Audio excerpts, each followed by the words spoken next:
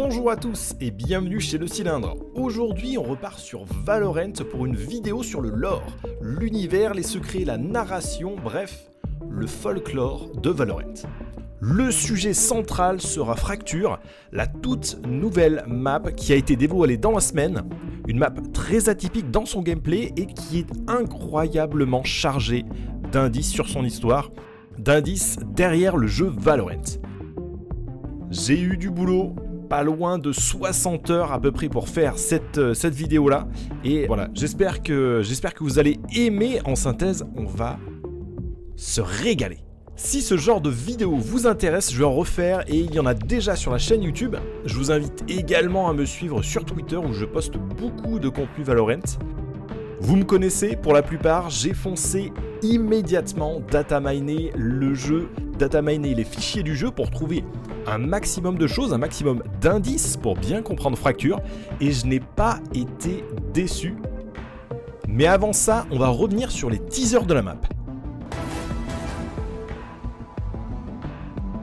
Fracture avait été teasé plusieurs fois dans le passé. On peut retrouver l'antenne radar par exemple et le bâtiment central sur le poster de l'épisode 3 ici. Quelques images vidéo de décembre 2020 nous laissaient déjà deviner difficilement voilà, les biomes de Fracture ainsi que la fameuse antenne. On y voit Killjoy notamment.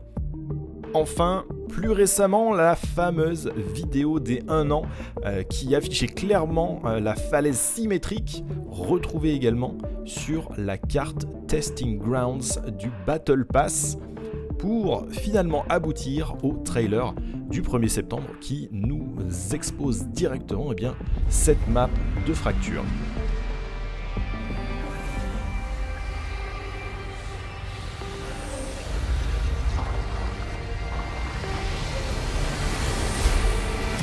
Incroyable. Une chose si petite peut créer tant de possibilités.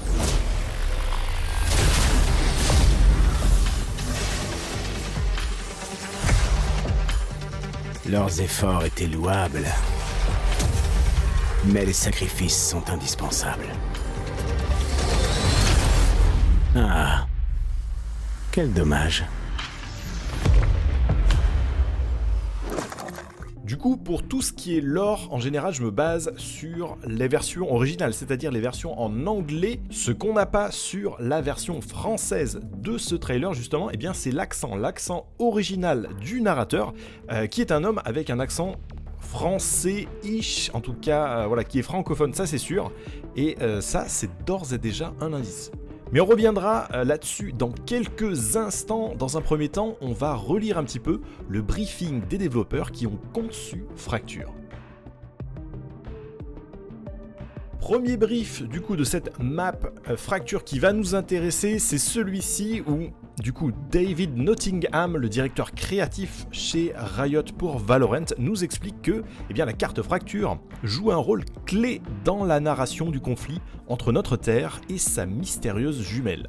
C'est pourquoi ils ont soigné les indices visuels et environnementaux pour aider les joueurs curieux comme moi, à démêler un petit peu la trame de cette guerre énigmatique. Il explique également qu'il voulait finalement que le décor ajoute une pierre à la compréhension justement du conflit qui existe dans Valorant, et plus précisément mettre l'accent sur la rivalité entre les deux mondes. Grâce à Fracture, on commence à comprendre que la guerre ne se divise pas aussi simplement que prévu entre les gentils et les méchants. Du côté des graphismes, c'est Brian Yam, le responsable en chef, qui nous explique: nous voulions créer une séparation visuelle claire de chaque côté de la map, comme le témoin d'un accident qui aurait causé une fracture temporelle et la formation d'une faille. Nous voulions que la représentation soit impressionnante et serve l'histoire d'une expérience secrète qui aurait mal tourné. Là où le site A est caractérisé par un environnement aride et désertique, les bâtiments sont abandonnés et se détériorent petit à petit. Du côté du site B, on est envahi par une nature luxuriante qui a recouvert les équipements scientifiques. C'est dans le bâtiment central que se trouve le collisionneur principal sous lequel les joueurs peuvent passer aujourd'hui en tyrolienne. Fracture est unique par son gameplay, mais nous voulions lui permettre de raconter une histoire intéressante par le regard. Voilà qui est prometteur, on va maintenant essayer de localiser tout simplement cette map Fracture sur la Terre. C'est parti! Vous le savez, chaque map de Valorant possède des coordonnées GPS précises qui correspondent à un lieu IRL. Pour Fracture, on tombe près d'Albuquerque, au Nouveau-Mexique, aux États-Unis.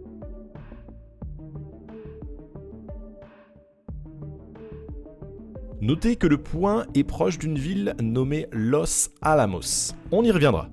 Et on atterrit sur un canyon avec une formation rocheuse. D'ailleurs, le nom de code de la map dans les fichiers du jeu est Canyon.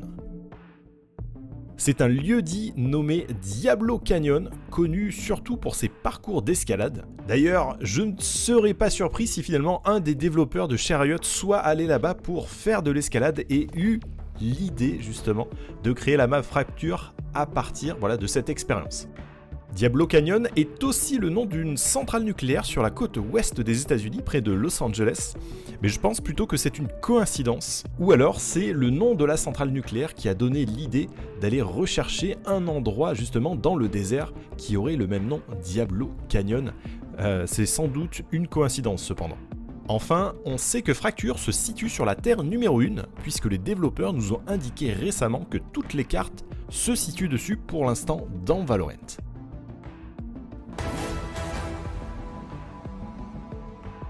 Fracture est un complexe gigantesque posé sur une falaise. À l'arrivée sur la map, on est accueilli par deux panneaux. Le complexe est le laboratoire de recherche Everett Linde divisé en deux secteurs, Alpha et Oméga, on y reviendra. Everett Linde est inspiré de deux mathématiciens physiciens réels, Hugh Everett, connu pour ses travaux sur les mondes multiples, comme par hasard, et Andrei Dmitrievich Linde, célèbre pour ses travaux sur le concept d'inflation de l'univers, c'est-à-dire la création de l'univers et de la matière depuis le Big Bang, comme par hasard, et tout ça nous amène au collisionneur. Un collisionneur, aussi appelé accélérateur de particules, que j'appellerai sans doute collider en anglais au fur et à mesure dans la vidéo, eh bien c'est une immense machine qui accélère la matière et provoque des collisions des atomes. Ça nous permet d'étudier justement comment la matière se comporte pour le secteur alimentaire ou le secteur médical par exemple. On n'a pas beaucoup d'applications dans le civil, mais typiquement retenez qu'en ce moment par exemple, les accélérateurs de particules servent surtout à étudier les tumeurs cancéreuses pour essayer de les guérir. Bref, ça m'a immédiatement fait penser à l'accélérateur de particules le plus connu en France, celui du CERN, le Conseil européen pour la recherche nucléaire. Je vais sur leur site et je tombe là-dessus un tableau de bord sur l'état en fonctionnement justement du collisionneur. Ce tableau de bord rappelle très clairement un écran du bâtiment central au spawn des défenseurs, notamment les indicateurs Link Status, Global Beam, Setup Beam et Stable Beam qui traduisent un petit peu toutes les étapes par lesquelles passe un collisionneur pour pouvoir être en parfait état de marche. Note amusante également, à Los Alamos aujourd'hui se trouve également un accélérateur de particules en fonction et fait partie de la liste des sites dans le monde reconnus comme capables de faire ce genre de recherche sur la matière comme par hasard. Sur Fracture, le collisionneur est en partie détruit et fonctionne à la radianite. Il reste les extrémités toujours actives. On peut voir deux buses qui indiqueraient sans doute le besoin de deux sources de radianite différentes. On va en reparler.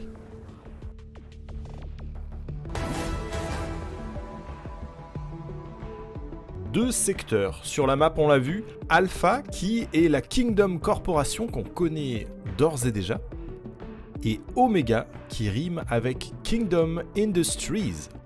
L'alpha et l'oméga qui est un symbole de l'infini en Occident, littéralement la première et la dernière lettre de l'alphabet grec, c'est également une notion d'opposition, un petit peu comme le yin et le yang. La présence de deux entités Kingdom nous pousse à penser au multivers qui a été introduit dans la cinématique Duality. on y voit 2 terres, et chose intéressante, on y voit les reflets de lumière rouge et bleue de la radianite qui est en état instable. Les mêmes couleurs utilisées lors du trailer quand le collisionneur explose. Le logo de Kingdom Omega est d'ailleurs assez proche de certains essais de logo pour Kingdom à la création du jeu. Et comme la différence de logo, les deux Kingdom sont très différents. Par exemple, les écrans de warning affichés un petit peu partout dans le complexe, style et couleurs modernes pour Kingdom Alpha, ton et design très années 80, très rétro pour Kingdom Omega. Voici ma théorie. Les deux terres sont rentrées en contact dans le passé et ont commencé à travailler ensemble sur un collisionneur pour étudier la radianite afin de l'utiliser. Méfiantes l'une de l'autre, la sécurité est vite devenue importante de part et d'autre. Une guerre froide technologique s'installe entre les deux Kingdoms, là où Alpha va se diriger vers des applications médicales et semble garder une attitude ouverte vers un avenir plein d'espoir. Omega est clairement renfermé sur lui-même, avec des messages de propagande assez clairs. On parle d'enjeux sur les posters muraux sans savoir vraiment lesquels, comme si les projets d'Omega étaient eux-mêmes secrets en interne. Des messages good vibes, des messages positifs du côté de Kingdom Alpha. On a rêvé plus grand, osé rêver, l'âge de la radianite, enfin préserver notre futur. On voit une terre pleine et entière en une seule fois. On a également un petit tacle à Kingdom Omega en disant faites confiance à Kingdom Omega, mais vérifiez quand même, la confiance n'exclut pas le contrôle. Du côté Omega, justement, les messages sont radicalement différents. Les enjeux sont élevés, gardez le secret, gardez la sécurité. Et puis on a à chaque fois ce pictogramme d'une terre qui est partagée en deux. Parlez moins, faites-en plus, etc. C'est vraiment deux salles, deux ambiances. Les deux entités partagent cependant des valeurs communes, celles de la radianite, de ses bienfaits, mais aussi de ses dangers. Le logo utilisé pour désigner la radianite est le même, et le fameux guide de la radianite du protocole Valorant pourrait selon moi avoir été rédigé justement ici sur Fracture, avec les découvertes que les deux Kingdoms auraient fait.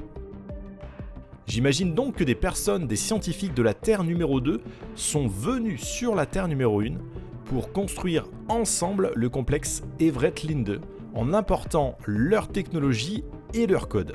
C'est pour ça que selon moi, la Terre numéro 2 et donc Kingdom Industries, Kingdom Omega serait un petit peu plus en retard technologiquement par rapport au Kingdom Corp qu'on connaît déjà, même si les deux terres progressent, on le sait, sur la même ligne temporelle en même temps. En synthèse, les deux Kingdoms semblent être organisés en bonne intelligence pour un bénéfice mutuel. Une collaboration qui apparaît à travers les premiers objets interactifs du jeu d'ailleurs, baignés de l'or. Ce sont ces échanges d'emails.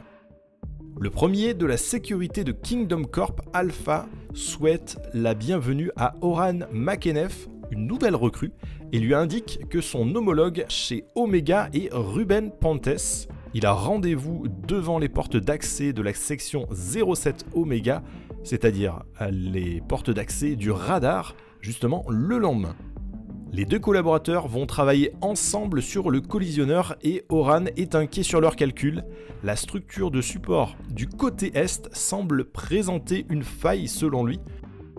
En me basant sur la minimap brute, j'ai pu déterminer que l'est serait du côté Kingdom Omega justement, mais le décor est très symétrique, donc c'est sans doute autre chose qui est évoqué.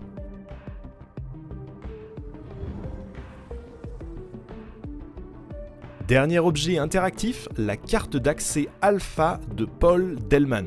Paul, on l'avait déjà croisé sur Icebox où il avait été successivement nommé employé du mois puis employé de l'année. Un employé très apprécié par ses collègues aussi, en témoigne la soirée pizza dans la cuisine sur Icebox. Enfin, les créatifs du jeu nous ont indiqué qu'ils allaient mettre à jour et rajouter des objets interactifs à chaque patch, c'est-à-dire probablement tous les mois, Donc on va pouvoir suivre la progression de l'histoire et récupérer de nouveaux indices à peu près à chaque fois. On va parler maintenant des mystérieux tireurs qu'on a vus dans le trailer. C'est parti. L'invité surprise sur Fracture, ou plutôt les deux invités surprises, seraient deux tireurs, le premier de la Terre 1 et le second de la Terre 2 respectivement. On découvre que 2 balles sont tirées sur le rayon du collisionneur et en me baladant hors de la map, on arrive facilement à retrouver les 2 emplacements de tir. Couverture et étui pour une arme longue portée. Du côté sud, au spawn de l'attaque, on a même une paire de jumelles tactiques et un vieux téléphone satellite. On peut retrouver le même équipement du côté nord, justement, à l'autre bout de la tyrolienne.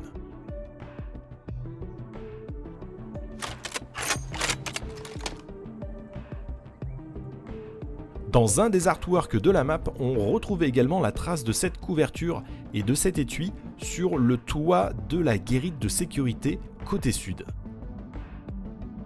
Les suppositions de la communauté vont vers un prochain agent, teasé dans la vidéo D1 an et retrouvé dans les fichiers du jeu.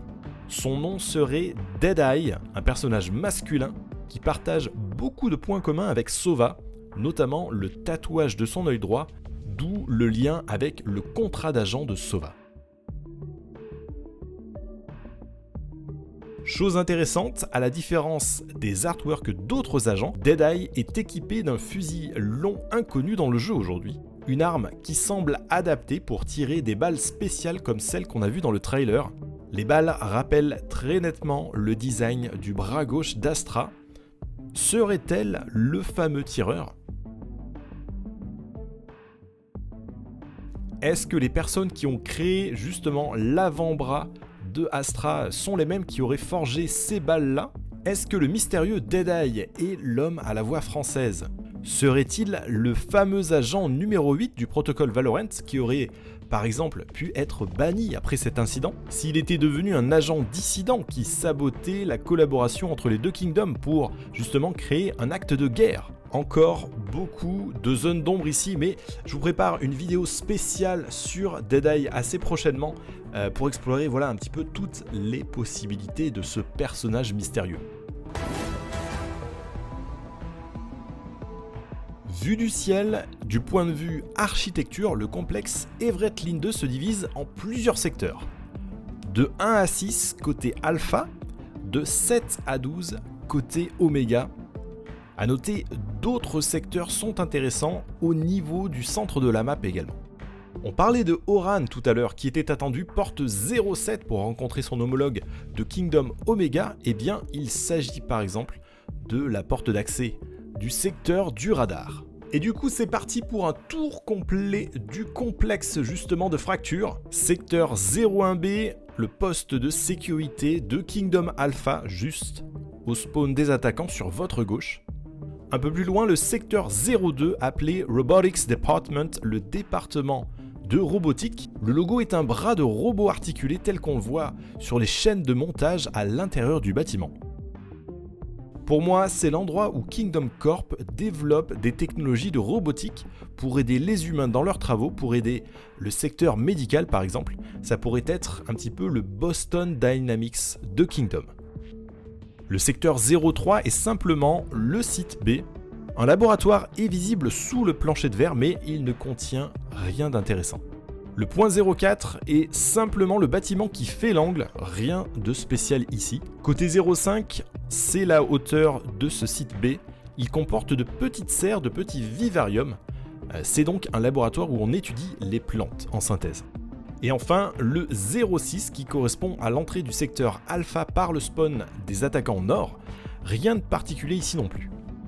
Notez aussi un bâtiment qu'on appelle Arcade dans le secteur de Kingdom Corp avec le numéro temporaire 8. Salle de détente pour les employés et on peut y découvrir justement des peluches tactiques qui regardent la map de Icebox sur une télé, ainsi que des bornes d'arcade Bazooka Badgers, sans doute un clin d'œil à Rise. Proche de là, le tunnel qui est le laboratoire de recherche scientifique. Le logo est un microscope stylisé, on y retrouve notamment des écrans très intéressants, on en reparlera. Plus au centre de la map, on retrouve la cantine, lieu de restauration des employés.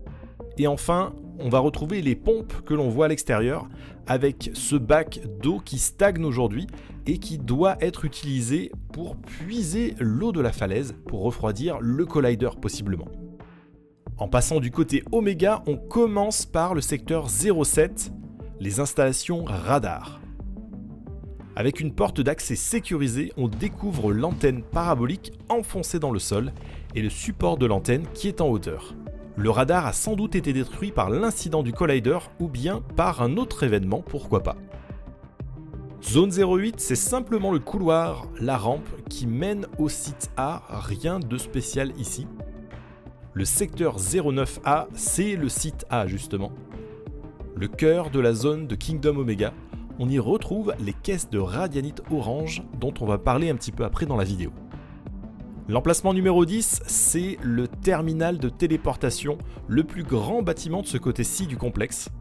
J'ai un chapitre dédié spécial justement de cette vidéo sur le téléporteur, on va en reparler dans quelques instants.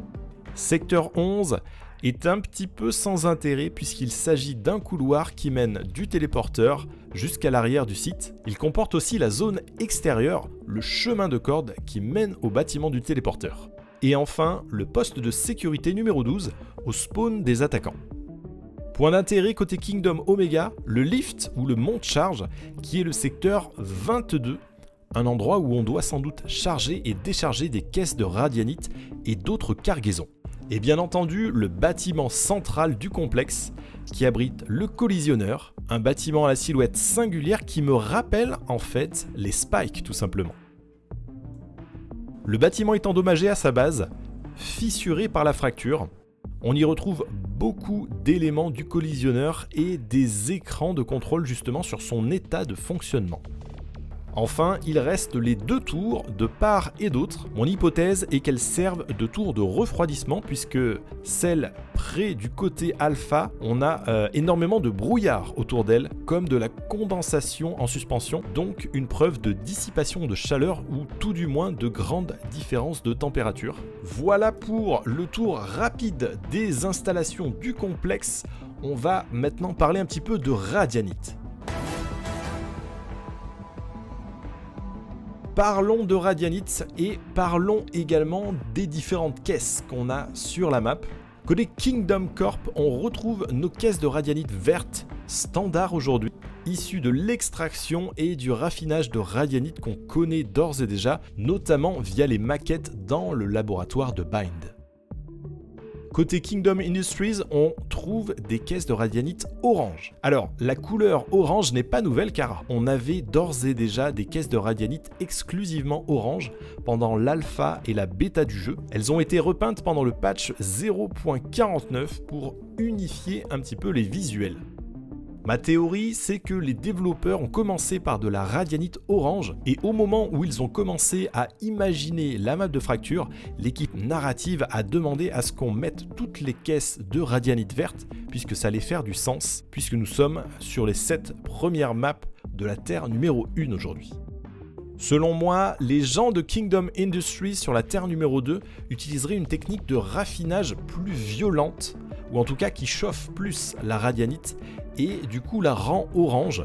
On se rappelle de la cinématique Duality où l'on voit le cube de radianite changer de couleur au contact du feu des mains de Phoenix. Petit clin d'œil d'ailleurs pendant le patch 3.04, celui donc qui est immédiatement avant le 3.05 qui contient Fracture, la dernière caisse de radianite orange du jeu qui était sur Haven côté C a été finalement repeinte. Coïncidence? Je ne crois pas. Un troisième type de caisse est apparu sur Fracture. Elle possède des reflets très profonds, une paroi de verre en hexagone. Dans les fichiers, elle se nomme Panable. J'ai demandé un petit peu à la communauté ce que ça pouvait vouloir dire, mais personne ne semble avoir d'idée sur la signification de ce mot-là. Sur le collisionneur, on peut voir 2 buses. J'imagine donc que la radianite verte et la radianite orange, entre guillemets, peuvent être mélangées dans le collisionneur afin de découpler leurs efforts et de produire finalement un résultat chimique, un mélange de cette fusion-là qui serait justement mis dans ces nouvelles caisses hexagonales. Petit détail intéressant d'ailleurs, les facettes réfléchissantes de nos caisses standards ont toujours 3 côtés. Les nouvelles caisses en ont 6.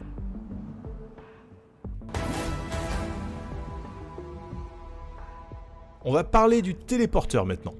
Situé comme on l'a vu du côté Kingdom Omega, vous allez voir, je vais faire beaucoup d'allusions à l'aviation civile car la majorité des éléments ici en sont inspirés. Le couloir 11 possède un accès à la zone extérieure, l'accès des voyageurs justement, la file d'attente pour le public avant de pouvoir rentrer dans le terminal des téléporteurs. L'artwork de base est un petit peu différent de la version finale mais très intéressant. On retrouve le tableau d'affichage comme dans les aéroports. Le TP de départ et celui d'arrivée. Selon moi d'ailleurs, à ce moment-là, la technologie n'est pas encore assez aboutie côté Kingdom pour qu'on ait un téléporteur qui fonctionne de manière bidirectionnelle. Et ce sont également les mêmes modèles de téléporteurs que l'on retrouve sur le site A de Breeze justement. La peinture murale rappelle les logos des compagnies aériennes. On voit des posters qui teasent Breeze et ça m'amène à penser qu'à cette époque, dans la timeline, Breeze était une toute nouvelle destination possible sur la planète et le public allait pouvoir emprunter les téléporteurs du complexe Everett Linde 2 pour pouvoir aller en vacances dans cet Éden paradisiaque. On peut voir quelques sprays et des cartes qui pointent plus ou moins dans cette direction d'ailleurs. Dans le jeu, la peinture murale a changé. Elle ne s'affiche qu'en mode détail élevé. C'est ce logo qui illustre bien d'ailleurs les voyages en téléporteur qui le remplacent. On trouve aussi des bornes de check-in pour les billets de transport. Et puis, les posters ont été changés, sans doute les derniers posters affichés avant que le site ne soit totalement abandonné. Du côté de l'écran d'affichage, je m'attendais à trouver beaucoup d'indices intéressants. Et en fait, il y en a très peu. Les 3 colonnes sont les mêmes, on voit les départs avec les horaires. Aucune destination à part Venise ne serait liée aux autres maps du jeu aujourd'hui. Par contre, on peut voir que les trajets se font sur les téléporteurs de 1 à 6. On peut donc imaginer que ce sont les téléporteurs 1 et 2 par exemple dans cette salle-là et qu'il y aurait d'autres terminaux dans le complexe. Le grand bâtiment qui abrite le terminal justement serait assez grand pour en comporter 2 de plus.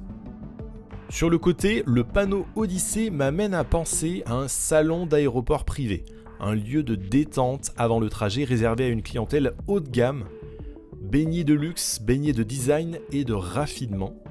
Sur l'artwork, on voit qu'il y a un bureau médical à la place du lounge. Dans un contexte de voyage un peu périlleux pour les personnes cardiaques par exemple ou les personnes allergiques, on a une cellule médicale qui prépare les personnes en partance ou qui réceptionne les voyageurs qui arrivent justement. On reste prudent quant aux effets sur la santé des téléporteurs et de leurs usages. Proche du secteur 12, le poste de sécurité Oméga au spawn de l'attaque, et également près du terminal des téléporteurs, on peut entendre plusieurs annonces sonores dans les haut-parleurs qui sont très riches en contexte sur la map. La plupart des annonces sont en anglais suivies de l'espagnol, logique puisqu'on est au Nouveau-Mexique et dans cet état des États-Unis comme dans la plupart de ceux qui sont connexes, la deuxième langue nationale est un petit peu l'espagnol. Il y a 16 annonces sonores, je vous détaille les 5 les plus intéressantes. Paul Delman, your shipment from S22 Icebox is ready for pickup. Paul Delman, your shipment from Icebox is ready for pickup. Paul Delman, votre livraison en provenance de S22 sur Icebox vient d'arriver. Je pense donc que sur chaque site de Kingdom, on a des secteurs et on a notamment un secteur 22 qui est toujours le dock de chargement et de déchargement du fret pour l'extérieur. Please remember to log all observable reality distortions at the nearest facility terminal. N'oubliez pas de saisir la moindre anomalie de distorsion au terminal le plus proche. La technologie de téléportation doit encore en être à ses débuts et des petits incidents mineurs peuvent encore arriver. The portal will be offline for maintenance on October 17th. Les portails seront en maintenance le 17 octobre. Je me suis noté dans un calendrier justement un rappel, il y aura peut-être quelque chose ce jour-là, une coupure des TP de Bind par exemple. Fraternization between Kingdom Core and Kingdom Industries personnel is strictly prohibited. La fraternisation entre les membres du personnel de Kingdom Corp et Kingdom Industries est strictement interdite. Ça traduit une fois de plus la méfiance entre les deux kingdoms. If you see yourself on site, report to Central Administration immediately. Si vous vous voyez vous-même sur le site, contactez immédiatement l'administration centrale. Il serait donc possible de voir son double d'une autre terre ou d'un autre espace-temps en cas d'incident grave par exemple. Je vous mettrai un lien vers une vidéo en description qui détaillera justement les 16 annonces et leur traduction en français, ne vous inquiétez pas. Comment Fracture entre dans la vie de nos agents, les agents qu'on connaît. Tout ce qui suit, c'est vraiment de la supposition personnelle. J'imagine que, d'après la timeline, le complexe Everett Linde n'a pas d'infrastructure militaire. Il n'y a pas de traces d'armement sur Fracture comme on le voit sur les autres maps du jeu. C'est donc bien un complexe civil, ou en tout cas pacifié.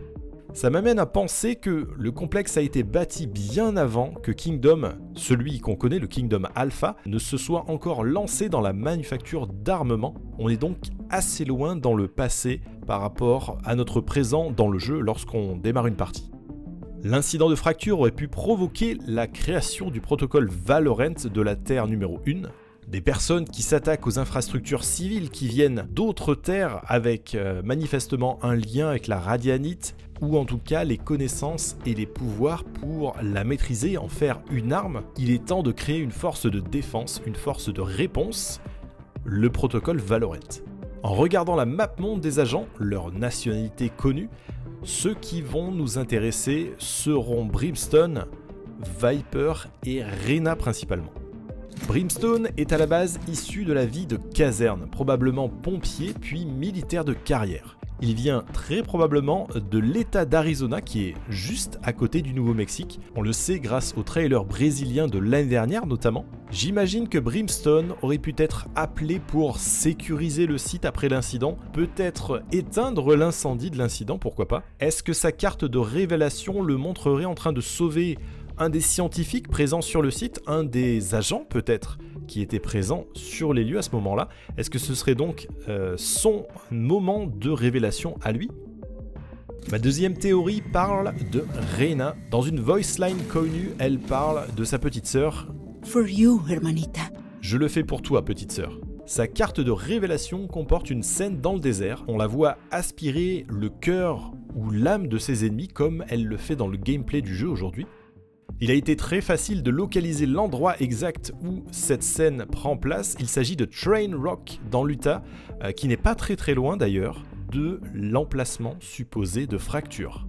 Sur la carte Reyna versus Viper, on peut voir Viper en blouse de scientifique, qui tient une petite fille par la main. La petite fille a les cheveux longs et noirs, la peau un peu bronzée, ce serait sans doute la petite sœur de Reyna.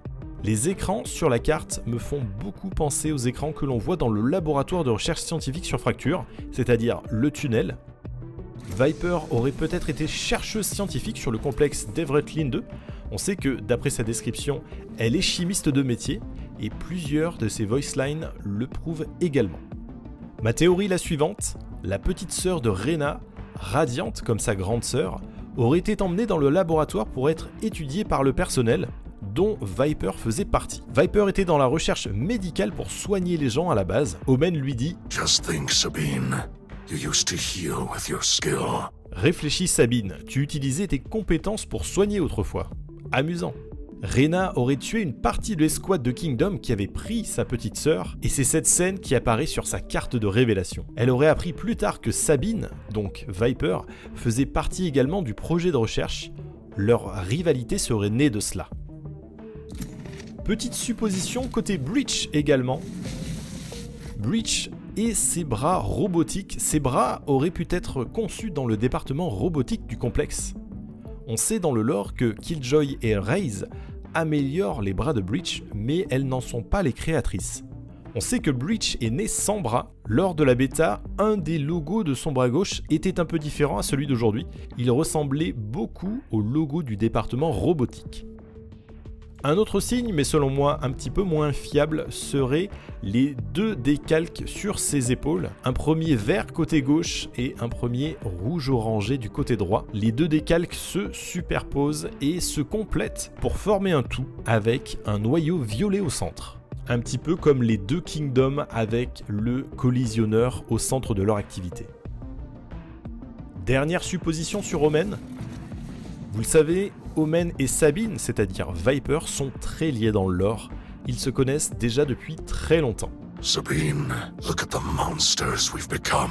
Sabine, regarde les monstres que nous sommes devenus. Omen serait selon moi un scientifique aussi à la base, travaillant sur le complexe et ne serait autre que Oran Makenef. Si on camel case son prénom et son nom, ça fonctionnerait, regardez. J'imagine qu'il aurait été très proche du collisionneur au moment de l'accident et qu'il aurait été irradié très sérieusement, peut-être en essayant de sauver la situation. Make the right choice, even if it calls for sacrifice. Faire le bon choix, même si ça implique un sacrifice. Les rayons bleus qu'on voit à travers ses vêtements sont un peu les mêmes que ceux du Collider et il pourrait probablement utiliser ce pouvoir en lui pour se téléporter, créer de la matière comme ses smokes ou encore créer du brouillard et altérer les atomes de l'air pour brouiller le son. Je fais référence à sa paranoïa. Il compte sur Viper et ses connaissances pour améliorer son état ou retrouver son état d'humain. Don't die here, Sabine. I need your secrets. Ne meurs pas ici, Sabine, j'ai besoin de tes secrets. Il y a une récente ligne de dialogue entre Omen et Viper qui a été refaite justement. Omen. Keep yourself together, you're still needed. Joe, je veux dire Omen, rassemble tes esprits, tu en as encore besoin. J'imagine là que Viper l'appelle John Doe, qui est le nom générique aux personnes inconnues. Oran aurait perdu la mémoire dans l'incident sur Fracture et n'aurait jamais pu être identifié, pas même par Viper. Enfin, petite dédicace à la vidéo de supposition de la map de Fracture justement, où j'avais étudié la végétation sur le teaser du Night Market et notamment les fougères australes. Eh bien elles sont là, les fougères, elles sont là, je les ai retrouvées justement. Je vous mets également un lien dans la description pour que vous puissiez faire le comparatif entre mes suppositions et cette vidéo présente. Et j'étais pas tombé très loin au final. Voilà, c'est tout les amis pour cette première vidéo sur le lore de Fracture. Il y en aura sans doute d'autres pour compléter mes recherches, puisque je n'ai pas pu avoir un accès direct à la map et que voilà, ça n'a été que pour quelques heures. J'ai pu en faire que très peu au final. N'hésitez pas à me suivre sur Twitter pour avoir du contenu toujours chaud sur Valorant justement. J'en profite également pour remercier toute la communauté, notamment Simprel qui a fait un gros travail sur le lore et qui m'a pas mal inspiré, et Weeper également qui met régulièrement mon travail en avant. Merci à tous. On se retrouve très bientôt pour une prochaine vidéo sur le lore et pour le Valo Hebdo bien sûr. Ciao!